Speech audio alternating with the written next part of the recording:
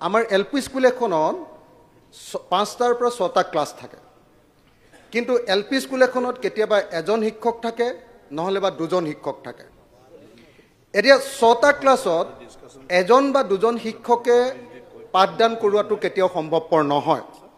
একেটা ঠাইতে আমি দেখো যে একেলগতে এটা হলত 6টা ক্লাছ থাকে, আৰু সেই 6টা ক্লাছ যেতিয়া চলি আছে, সেই 6টা ক্লাছ চলি থাকোঁতে আমি দেখো যে মাত্ৰ দুজন টিচাৰে পঢ়াই থাকে আৰু 4টা ক্লাছে হাল্লা হুলস্থুল কৰি থাকে। তাৰ ফলস্বৰূপে যি গুণগত শিক্ষা প্ৰদান কৰিব লাগে সেই গুণগত শিক্ষা প্ৰদান কৰা নহয়। সেইকাৰণে এই বিধেয়কৰ জৰিয়তে আমি ক'ব খুজিছোঁ যে এখন বিদ্যালয়ত যেটা শ্ৰেণী আছে, প্ৰধান শিক্ষকক বাদ দি সীমান্ত শ্ৰেণীত সিমানজন শিক্ষক নিযুক্তি দিয়াৰ ব্যৱস্থা কৰিব লাগে। এইটো হ'ল প্ৰথম কথা। এইটো এলপি স্কুলবিলাকৰ কাৰণে আমি কৈছোঁ। 2 নম্বৰ, মাধ্যমিক বিদ্যালয়বিলাকৰ কাৰণে আমি কৈছোঁ যে এখন বিদ্যালয়ৰ শিক্ষকৰ সংখ্যা প্ৰধান শিক্ষকক বাদ দি বিদ্যালয়খনত থকা বিষয়বিলাকৰ সংখ্যাতকৈ কম নহ'ব। অৰ্থাৎ সেই বিদ্যালয়খনত যিমান বিষয় আছে, এখন হাইস্কুল বা হায়াৰ ছেকেণ্ডেৰী, সেই বিদ্যালয়খনত যিমান ছাবজেক্ট আছে, যেনেকৈ ধৰক আমাৰ আৰ্ট ছাবজেক্ট বুলি কৈ সমাজ অধ্যয়নো একেজন টিচাৰে পঢ়ুৱায়, ইংৰাজীও একেজন টিচাৰে পঢ়ুৱায়, অসমীয়াও সাহিত্যও একেজন টিচাৰে পঢ়ুৱায়, এজন টিচাৰে গোটেইবিলাক পঢ়ুৱাব লাগে। আমি কৈছোঁ যে ছাবজেক্ট যদি আছে, প্ৰত্যেকটো ছাবজেক্টৰ ওপৰত এজন শিক্ষক অন্ততঃ এখন বিদ্যালয়ত থাকিব লাগে। তেতিয়াহে প্ৰকৃত অৰ্থত গুণগত শিক্ষা এজন ছাত্ৰ ছাত্ৰীয়ে লাভ কৰাটো সম্ভৱপৰ হয়। তাৰ পাছত কৈছোঁ যে বিদ্যালয়খনত শিক্ষকৰ সংখ্যা সকলো ষ্ট্ৰীমৰে প্ৰতিটো বিষয়ৰ বিশেষ জ্ঞান থকা শিক্ষক নিযুক্তি দিব লাগে। আৰু প্ৰত্যেকখন প্ৰাথমিক মাধ্যমিক শিক্ষাত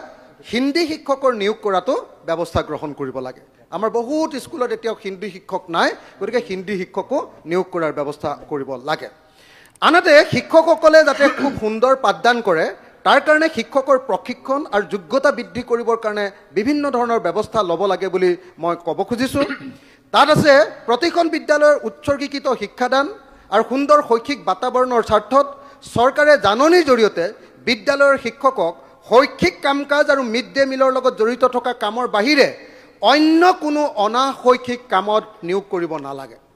অন্য কোনো অনাশৈক্ষিক কামত। আমাৰ এখন এল পি স্কুলত দুজন শিক্ষক থাকে, 6টা ক্লাছ, তাকে আকৌ কেতিয়াবা আপোনাৰ ইলেকশ্যনৰ কামত, কেতিয়াবা লোকপিয়লৰ কামত, অন্যান্য চৰকাৰী কামত সদায় পঠিয়াই থাকে। তাৰ ফলস্বৰূপে কি হয়, গুণগত শিক্ষা প্ৰদান কৰাটো কেতিয়াও সম্ভৱপৰ নহয়। সেইকাৰণে শিক্ষকসকলক অনাশৈক্ষিক কোনো কামত কেতিয়াও ব্যৱহাৰ কৰিব নালাগে বুলি ইয়াৰ জৰিয়তে কোৱা হৈছে। শিক্ষকসকলক স্কেল প্ৰমোশ্যন দিব লাগে বুলি কোৱা হৈছে, যাতে তেখেতসকলে কাম কৰিবৰ কাৰণে মনত সদায় ফূৰ্তি পাই থাকে। আনহাতে হাইজেনিক এনভাইৰনমেণ্ট আৰু মেণ্টেল হেল্থ সকলো প্ৰাথমিক বিদ্যালয়ত এটা হলত বা প্ৰেক্ষাগৃহৰ ভিতৰত আটাইবোৰ শ্ৰেণী বহুৱাৰ ব্যৱস্থা অৱলম্বি কৰি প্ৰতিটো শ্ৰেণীৰ বাবে একোটা শ্ৰেণীকোঠাৰ ব্যৱস্থা কৰিব লাগে। আমাৰ এল পি স্কুলবিলাকত কি হয়, এটা হল থাকে, তাত 6টা ক্লাছ হৈ থাকে। 6টা ক্লাছত এইফালে নেওতা মুখস্থ কৰি আছে চিঞৰি চিঞৰি, এইফালে আপোনাৰ কবিতা পাঠ কৰি আছে চিঞৰি চিঞৰি, এইফালে গণিত পঢ়ুৱাইছে শিক্ষকে। এনেকৈ এটা হলৰ ভিতৰত 6টা ক্লাছ থাকে, তাৰ ফলস্বৰূপে কাৰো ভালকৈ পঢ়া শুনা কৰা নহয়। সেইকাৰণে আমি কৈছোঁ যে গুণগত শিক্ষা যদি দিব লাগে, প্ৰত্যেকখন এল পি স্কুল আৰু এম ই স্কুলত এটা ক্লাছৰ কাৰণে এটা শ্ৰেণীকোঠাৰ ব্যৱস্থা কৰাটো বাধ্যতামূলক হ'ব লাগে, নহ'লে কেতিয়াও গুণগত শিক্ষা প্ৰদান কৰাটো কেতিয়াও সম্ভৱপৰ নহয়। টয়লেট, বিশুদ্ধ খোৱা পানী, চাফ চিকুণ আৰু আকৰ্ষণীয় মুকলি ঠাই, লাইব্ৰেৰী, খেল ধেমালিৰ সামগ্ৰী আৰু আনন্দৰ বাবে প্ৰয়োজনীয় অন্যান্য সম্পদ যোগান ধৰিব লাগে।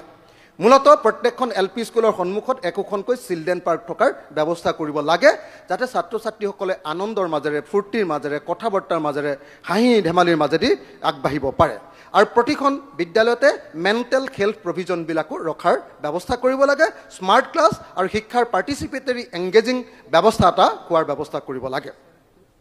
আমি ছেকশ্যন 7ত আনিছোঁ যে সকলো বিদ্যালয়ৰ খালী শিক্ষকৰ পদ পূৰণ হ'ব লাগে। খালী শিক্ষকৰ পদটো পূৰণ কৰাটো অত্যন্ত গুৰুত্বপূৰ্ণ। বহুত স্কুলত এতিয়াও বহুত খালী শিক্ষকৰ পদ আছে, সেইবিলাক পূৰণ কৰাৰ ব্যৱস্থা কৰিব লাগে। আনহাতে শিক্ষাৰ মাধ্যম, এই সম্পৰ্কে আমি ক'ব খুজিছোঁ যে আন যিকোনো আইনত যি কথাই নাথাকক লাগিলে কিয়, 10ম শ্ৰেণী পৰ্যন্ত শিক্ষাৰ মাধ্যম হ'ব ঘৰুৱা ভাষা, মাতৃভাষা, স্থানীয় ভাষা, আঞ্চলিক ভাষা। লগতে ইংৰাজী ভাষাৰ লিখা আৰু কথোপকথনত যথেষ্ট গুৰুত্ব আৰোপ কৰা হ'ব এই আইনখনৰ জৰিয়তে সেই নিশ্চয়তা প্ৰদান কৰিব খোজা হৈছে ৰাজ্যখনৰ বিভিন্ন জনগোষ্ঠীৰ ভাষা শিকাটো গুৰুত্ব আৰোপ কৰিবৰ কাৰণে ইয়াত কোৱা হৈছে ৰাজ্য চৰকাৰে আনন্দৰে সৈতে আৰু নতুন নতুন আৱিষ্কাৰৰ মাধ্যমেৰে শিক্ষা প্ৰদানৰ ব্যৱস্থা কৰিব লাগে ৰাজ্য চৰকাৰে গেজেট নটিফিকেশ্যনৰ জৰিয়তে এই আইন কাৰ্যকৰী কৰিবলৈ ব্যৱস্থা গ্ৰহণ কৰিব শ্ৰদ্ধেয় উপাধ্যক্ষ ডাঙৰীয়া অকমান ৰ'ব না দাদা শ্ৰদ্ধেয় উপাধ্যক্ষ ডাঙৰীয়া আজি এই বিধেয়কখনৰ জৰিয়তে দ্য আছাম কোৱালিটি এডুকেশ্যন বিল 2024 অসম গুণগত শিক্ষা আইন এই আইনখনৰ বিধেয়ক 2024ৰ জৰিয়তে আমি মূলতঃ অসমৰ শিক্ষাখণ্ডত চলি থকা সকলোৰে বাবে শিক্ষা আৰু লগতে গুণগত শিক্ষা এই দুইটা বস্তুকে আচলতে ইয়াত উপস্থাপন কৰিছোঁ আৰু তাৰ কাৰণে মূলতঃ ইনফ্ৰাষ্ট্ৰাকচাৰটো যাতে আন্তঃগাঁথনিটো যাতে তৈয়াৰ কৰা হয় তাৰ কাৰণে এই বিধেয়কখনৰ জৰিয়তে একেবাৰে কম কথা আৰু বেছি অভিলাষী আঁচনি নিদিয়াকৈ মিনিমাম যেনেকৈ আমি কৈছোঁ যে টয়লেটটো মিনিমাম টাইলছ লগোৱা হ'ব লাগে আৰু টয়লেটটো চাফা কৰাৰ কাৰণে সদায় মানুহ থাকিব লাগে আৰু ছোৱালীসকলৰ কাৰণে আমাৰ ছাত্ৰীসকলৰ কাৰণে উপযুক্ত যিটো ব্যৱস্থা থাকিব লাগে টয়লেটত সেই টয়লেটৰ ব্যৱস্থাখিনি থাকিব লাগে তেওঁলোকৰ মাহেকীয়াকৈ ধৰি সেই যিবিলাক সমস্যা আছে সেই সকলোবিলাক সমস্যাৰ কাৰণে আজিকালি যিবিলাক মেণ্ডেটৰী কৰি দিছে সেইবিলাক ব্যৱস্থা থকাৰ ব্যৱস্থা কৰিব লাগে আমি দেখিছোঁ যে অসম চৰকাৰে এতিয়া ডাঙৰকৈ একোখন স্কুল বনাবৰ কাৰণে 8 কোটি টকা বা 10 কোটি টকা বা 14 কোটি টকালৈকে দিয়াৰ ব্যৱস্থা গ্ৰহণ কৰিছে কিন্তু দেখা গৈছে যে এখন স্কুলত যদি 14 কোটি বা 8 কোটি টকাৰে ভাল বিল্ডিং বনাই খুব ভাল কথা সব স্কুল তেনেকৈ কৰিব পৰা হ'লে ভাল আছিলে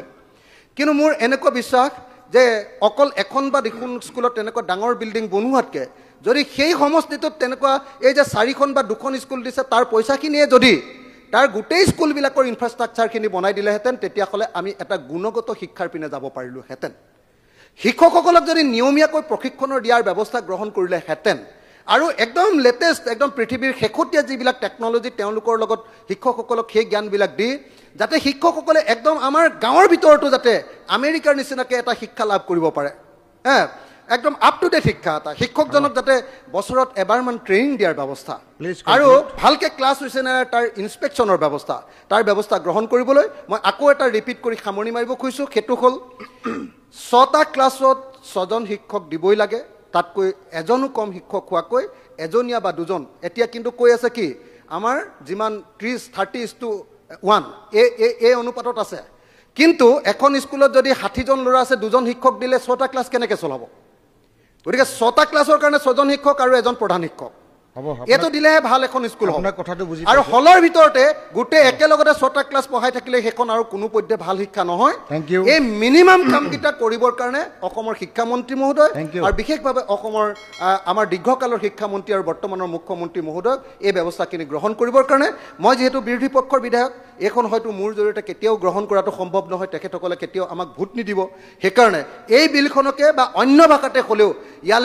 এই বিলখন উত্থাপন কৰি আমাৰ চৰকাৰী পক্ষই এই বিলখনৰ ওপৰত আলোচনাৰ ব্যৱস্থা কৰি এই বিলখন পাছ কৰি আমাৰ শিক্ষা ব্যৱস্থাটোৰ আন্তঃগাঁথনি তৈয়াৰ কৰি গুণগত শিক্ষাৰ মান নিশ্চিত কৰিব লাগে বুলি মই